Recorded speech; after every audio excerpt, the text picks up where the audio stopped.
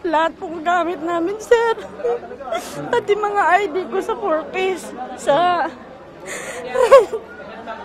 senior citizen ko, lahat po lahat wala kami na safe.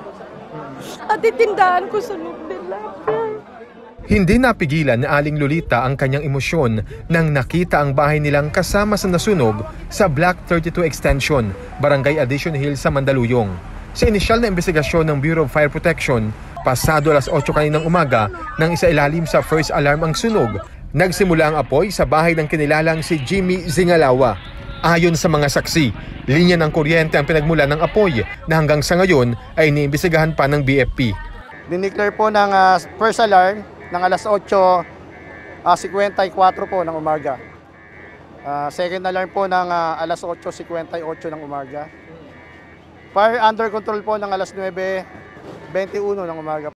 Pagpatak ng 9:47 ng umaga, idineklarang fire out ang sunog.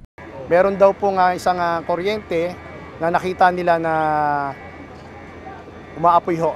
At dahil po ordinary combustible materials po yung bahay at gawa lang po sa light materials gaya po ng plywood, kaya po madali po siyang nagliyab. Nasa 100 bahay o katumbas ng 25 family sa mga nasunugan.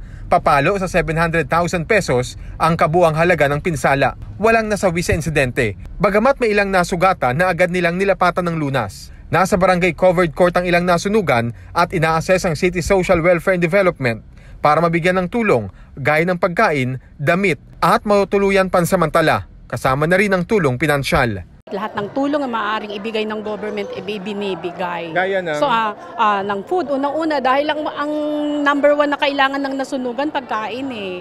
So, ang aming pamahalaan ay hindi nagpapabaya dyan. Talagang ang pagkain nila ay well provided.